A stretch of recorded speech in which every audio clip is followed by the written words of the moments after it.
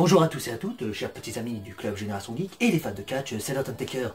Comme je l'avais promis dans la dernière vidéo, notamment de SummerSlam, dernier pay-per-view de la WWE que je vais critiquer, Survivor Series. Pour rappel, par rapport à la dernière vidéo, je fais que les Big Four, le reste ça en vaut pas le coup, surtout le Rip Crunchywell. Pourtant j'ai envie de me faire WWE Evolution, tellement c'était génial. Au passage, les notes que je vais mettre sur les matchs, au niveau des étoiles, c'est par rapport au match WWE. Je parle pas de match en catch lui-même. Parce que alors là, on est le maximum serait limite, ce serait du 3. Voilà. Encore sur certains matchs de la soirée, parce qu'il y en a certains, ils ont été... Oh, c'était excellent. Mais vraiment, vraiment, je rigole pas. WWE qui fait encore de bonnes choses, me direz-vous? Ben oui. Soyez pas étonné, quand il se bouge le cul, il peut faire de grandes choses. Autant vous prévenir tout de suite aussi, à la fin de la vidéo, je vais parler d'un sujet que je vais commencer à partir du début de 2019. Ça va chier des bulles, ça va concerner un grand show qu'on attend, parce que c'est le 35e. Vous voyez de quoi je parle. Donc, si tu suis jusqu'au bout de la vidéo, c'est parfait, on en reparlera à la fin. Tu me diras ce que t'en penses. Bref, n'attendons pas seulement 2 secondes de plus, et parlons des Survivor Series 2018. Est-ce que pour son dernier run de Big Four, les Survivor Series étaient un bon pay-per-view? Match par équipe, donc Raw contre SmackDown, cette fois-ci du côté féminin, avec quelques petits changements de dernière minute, si vous voulez bien. Du côté de Raw, on dégage Ruby Riott et Natalia, parce qu'elles foutent le bordel, elles sont en train de gripper le chignon, catfight, comme diraient certains de la old school, Et de l'autre côté, du côté de SmackDown, Mandy Rose qui devient la 5e membre. Un bon match des Survivor Series. Pour débuter les Survivor Series, c'était le match parfait, c'est très bien ce match féminin, un 5 contre 5, Raw contre SmackDown. C'est parfait. En plus, le choix des catcheuses, c'est impeccable. Du côté SmackDown, il y avait peut-être autre chose, même du côté de Raw. Mais bon, c'est très bien. Il y a quand même du bon et du moins bon, mais c'est surtout le bon que j'ai envie de retenir, parce que bon, c'était quand même très bien. Le final Asuka-Sasha Banks, qui est juste génialissime. Bon, moi j'ai beaucoup aimé ça m'avait en plus NXT, et puis ça permet de remettre en avant Asuka, alors qu'elle était complètement oubliée, elle était mise de côté. Ça c'était super. Et ce final avec Nia Jax, bordel, Nia Jax qui se fait conspuer pendant tout le match. C'est énorme. Au passage, Nia Jax est devenue, entre guillemets, la femme la plus détestée du milieu du catch, parce que c'est à cause d'elle que Becky Lynch a raté les Survivor Series, à cause de ce fameux coup de poing à Raw. Un coup de poing qui était franco, on peut le dire. Donc dès qu'elle est rentrée, voilà, elle se fait huer, on pourrait croire qu'elle ne fait rien. Pourtant, madame, qu'est-ce qu'elle fait? Mais qu'est-ce qu'elle fait, me direz-vous? Eh dis donc, Tamina, on dirait qu'ils sont en train de se chier dessus parce qu'il n'y a pas Becky Lynch à cause de moi. Je me demande bien pourquoi. D'ailleurs, lors du final entre Asuka et Sasha Banks, elle pousse Sasha Banks pour que Asuka lui fait sa prise de soumission. Et à ce moment-là, elle enchaîne avec ses Atomic Leg Drop. Enfin, ses Leg Drop pour la finir. Victoire de Raw grâce à Nia Jax, façon de parler, je dirais plus Sasha Banks. Mais bon, sous une huée, pas possible. Les gens détestent Nia Jax. Elle va s'en prendre plein la gueule à TLC. Tout le monde attend Ronda Rousey contre Nia Jax, alors que bon, on va peut-être avoir des surprises. Peut-être un match encore plus violent que celui que je vais parler plus tard, parce que ça vaut le coup. Bref, bon, par rapport à Nia Jax, Asuka, tout ça, ça vaut un petit 3. C'était bien. Et on va enchaîner avec la suite, Rollins contre Nakamura, Bon, avec quelques problèmes, notamment au niveau des tenues. Non, mais parce que là, bon, déjà ces t-shirts, j'en peux plus. Quand vous mettez des bons t-shirts, au pire, voilà, vous les enlevez pour le combat, on sait qui est de Raw et SmackDown, merde. Puis sérieusement, Nakamura, mais qu'est-ce que c'est cette tenue? On dirait Power Rangers bleus dans les Super Sentai ou dans les Power Rangers. Mais ça va pas plus du tout. Bah non. Mais enlève-le ce t-shirt. C'est une faute de goût. Mais c'est une faute de goût, voyons. Non. Enfin bref, parlons du match, c'est ça le plus important. Un bon match, oui. Bien que j'en attendais un peu plus. Et c'est peut-être pour ça que je suis un peu déçu. C'est pas une grosse déception, c'est juste que je voulais en voir plus, parce que c'est Rollins et Nakamura, mais bon, c'est le 2e match de ce show, il faut pas faire de l'ombre aux 2 main events. Ils auraient pu en faire plus, parce que c'est Rollins et Nakamura, on le sait, nous les fans de catch, les passionnés de catch, on le sait. Mais bon, c'est le 2e match, puis comme je l'ai dit, il faut pas faire de l'ombre aux 2 main events de la soirée. Et comme le match précédent, même le final était accéléré à fond, tout ça, c'était bien. Et je vais mettre un petit 3,5. Ah ouais, allez, 3,5, parce que c'était bien. Avec encore une fois un final, mais alors impeccable. Un final, même si j'aurais bien voulu voir la victoire de Nakamura, même les membres du CGG auraient bien voulu voir la victoire de Nakamura. C'est bien parti sur Survivor Series, allez, on enchaîne.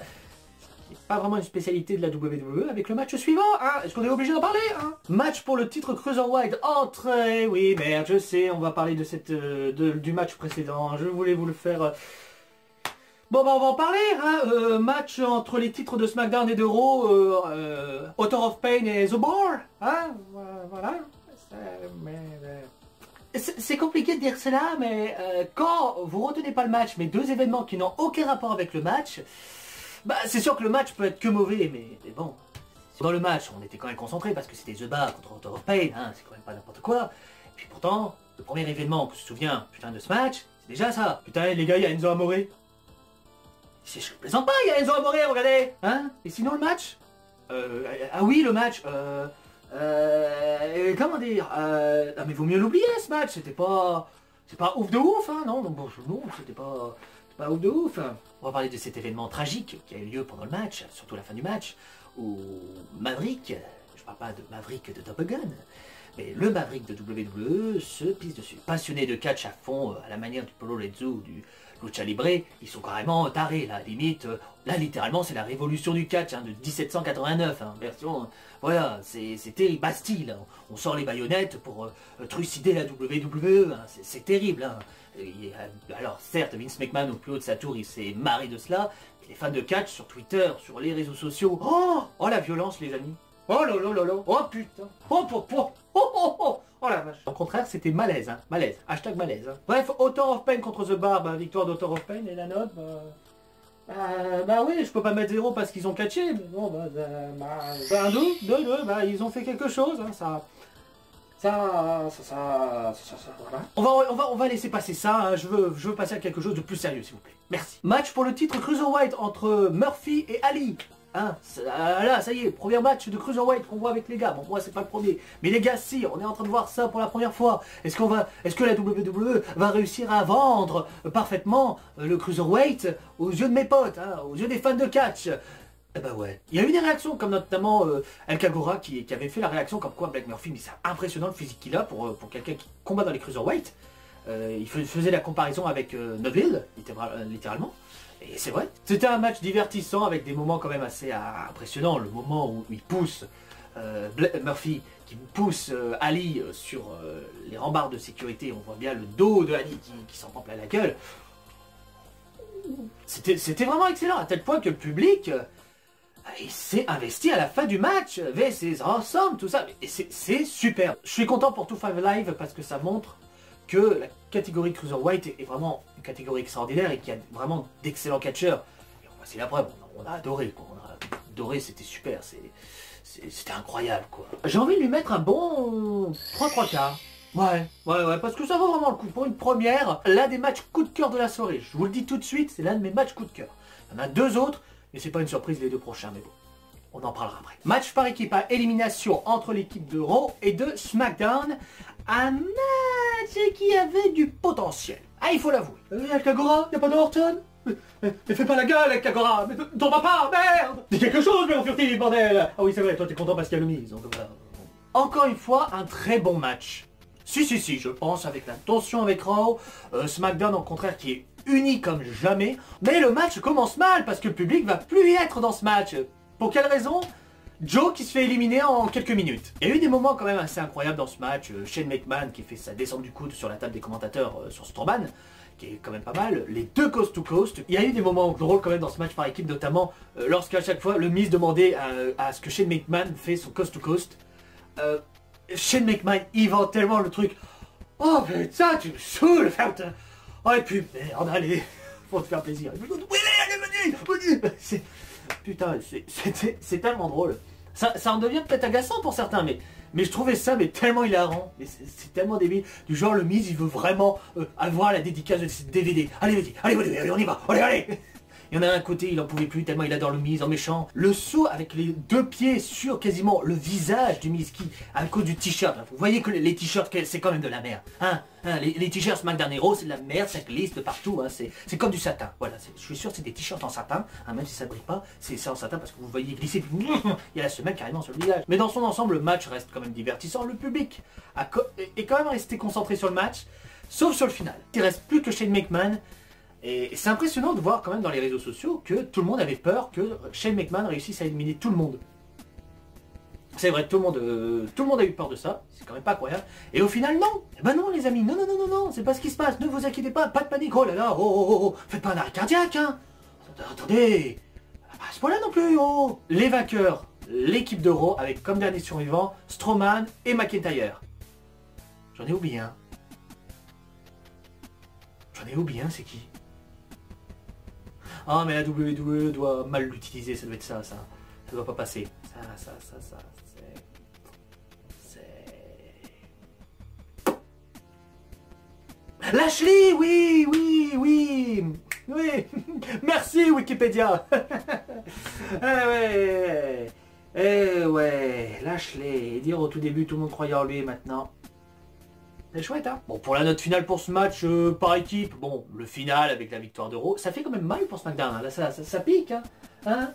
Ah, ouais, oui, un petit 3,5, c'est bien, ça fait son boulot. Avant-dernier match de la soirée, les amis. Et attention, préparez-vous pour ces deux derniers matchs. Parce que alors là, c'est vraiment du lourd. La championne d'Euro contre la remplaçante de la championne de SmackDown, hein, Becky Lynch. Hein. Donc, Charlotte Flair qui remplace Becky Lynch, si vous suivez encore. Hein. Et on a notre Dream Match à l'avance. Si c'est pas beau, pas à l'avance WrestleMania, mais bon, c'est Survivor Series, mais il n'y a pas que WrestleMania dans la vie, les gars. Hein. Bon, quand même. Bordel de merde. Tout le monde l'attendait, ce pseudo main event de WrestleMania. Tout le monde l'attendait. Quel match. Et putain que ce n'est pas le main event justement de Survivor Series. C'était violent, sauvage, tout en étant technique et très précis. Notamment Ronda Rousey qui fait sa maline. Elle a mis soi-disant KO Charlotte. Qui va dans le coin en disant « Oh, vous avez vu ce que j'en ai fait de Charlotte, voilà. » Et quand elle se retourne, boum, le spear de Charlotte. Mais alors, le timing impeccable. Bref, un de ces matchs que je pourrais remater tous les jours sans aucun problème, tellement j'adore. En plus, le petit coup de coude involontaire de Charlotte qui fait saigner Ronda Rousey, mais alors, mais c'est impeccable, et c'est involontaire, les amis. Et ça donne pour moi le match de la soirée, quoi. J'étais même pas pour Charlotte Flair ou pour Ronda Rousey, j'étais pour les deux, qu'elles nous font un match digne de la Women's Revolution, évidemment, pour vous montrer c'est quoi le match féminin. Mais putain, et ce final, mais tellement brutal, tellement...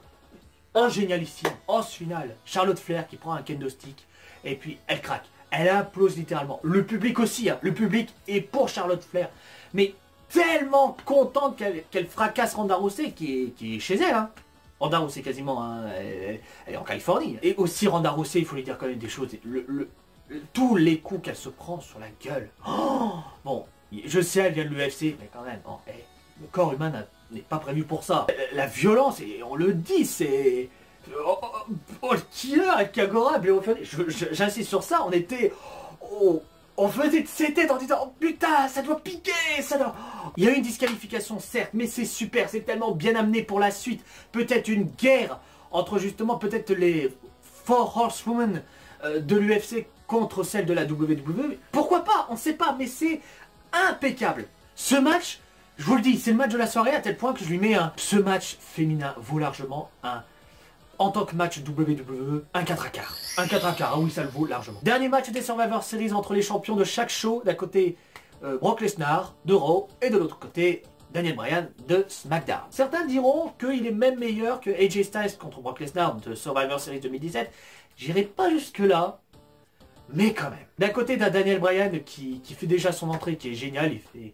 quelques yes, puis finalement il a un peu cette attitude, vous savez, de serpent, de vicelard. Brock Lesnar qui arrive. Alors déjà, premièrement, un truc qui est hyper drôle et qui est génial. On est en train d'en parler avec les potes du CGG. Il y a le thème qui arrive et puis putain, on se dit, il est long. En même temps, t'as Christophe Ajus qui balance. Putain, il est coincé dans les toilettes ou pas? Sérieusement, Christophe, mais t'es l'heure de la soirée toi aussi, c'est pas possible avec Marchavé. On s'est tellement marré sur les mots de Christophe Ajus à ce moment-là. Ah mais c'est incroyable, ce coup, il est tombé dans les toilettes ou quoi? C'est énorme. Bref, on voit qu'en plus Brock Lesnar il arrive tranquillement. Il y avait même ce petit doute où je me dis, est-ce qu'ils vont s'affronter entre eux? Je ne sais pas, il y a quelque chose, je sais pas pour... Mais ça risque de foirer la soirée donc c'est pas possible. Au tout début t'as Brock Lesnar qui massacre, mais alors Daniel Bryan il massacre, non alors... Daniel Bryan n'est rien du tout, alors qu'il faisait au tout début son petit fou. Oh là là, oh, je quitte le ring, voilà. Bon, le petit coup de pied, oh, bah, je me bats, bon, voilà. Brock Lesnar, qui d'ailleurs, ça le saoule énormément. D'ailleurs, parfois, je me demande si c'est pour de vrai ou pour de faux. Non, Daniel Bryan, par la suite, il va se prendre des souplexes dans la gueule. Et même un coup de pied. Oh, et ça a fait mal. Et puis là, alors là, Daniel Bryan qui se lâche. Il se met en mode fourbe, coup de pied dans les balls de Brock Lesnar. Oh, coup de genou. Putain, putain, à côté on se dit, il va gagner, Puis bon, le killer, bah non, c'est Brock Lesnar, et puis, il y a quand même la petite goutte du côté de le killer, hein. L'enchaînement des souplexes, même les coups de pied de Bryan, même les moments où il fait ses prises de soumission. Et puis le final, bien sûr, le F5 de Brock Lesnar qui fait la fin du match. Mais il y a beaucoup de choses à dire. C'est brillant et c'est réussi. C'est brillant. Le match, il y a une construction du match qui, je trouve, comme Ronda Rousey contre Charlotte Flair, est juste impeccable. C'est très bien fait. Ça ressemble certes à celui de l'année dernière, mais avec un autre catcheur différent en face de Brock Lesnar. Et c'est génial quoi. Et pour ce dernier match, la note est de 4 à 4 et c'est très important parce que les Survivor Series ont fait quelque chose que j'attendais depuis un certain temps.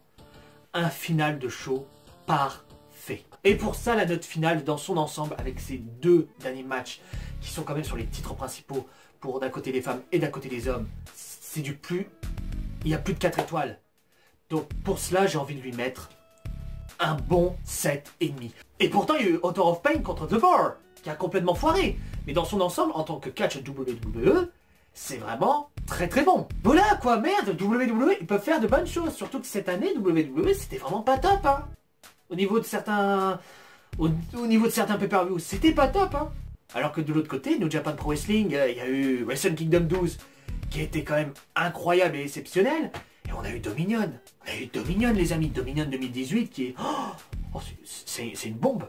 Bon voilà les amis, c'était sur la critique des Survivor Series 2018. Je tiens à vous prévenir peut-être sur un projet que je prévois pour les fans de catch. Et toi qui attends impatiemment WrestleMania 35, si tu vois ce que je veux dire. Je vais préparer chaque mois, à partir de janvier, une vidéo d'au moins 20 minutes sur une décennie de WrestleMania. Ça va commencer en janvier avec WrestleMania 1 jusqu'à WrestleMania 9. Ensuite WrestleMania 10 jusqu'à WrestleMania 19. Bref, t'as compris, WrestleMania 20 jusqu'à 29 et le 30 jusqu'au 34 pour parler un peu de l'histoire de WrestleMania et de la WWE dans son ensemble. Autant dire, l'année 2019, ça va être chaud, très très chaud. Merci d'avoir regardé cette vidéo jusqu'au bout, mais j'ai envie de te poser une question. À toi, oui, toi qui regardes cette vidéo quand même, hein. Qu'est-ce que t'en as pensé de Survivor Series? Est-ce que pour toi, c'est l'un des plus beaux shows de la WWE cette année? Dis-nous ce que tu en penses dans les commentaires. Puis n'oublie pas le pouce bleu si t'as aimé cette vidéo. Et puis, si t'as envie de suivre notre chaîne, abonne-toi. Et puis n'oublie pas, pour avoir les dernières vidéos, généralement on fait une toutes les vendredis, la cloche au chocolat. Et puis, dans la description, tous nos réseaux sociaux. Et puis, partagez les vidéos en masse, en masse, en masse. D'ici là, portez-vous bien, c'est le plus important.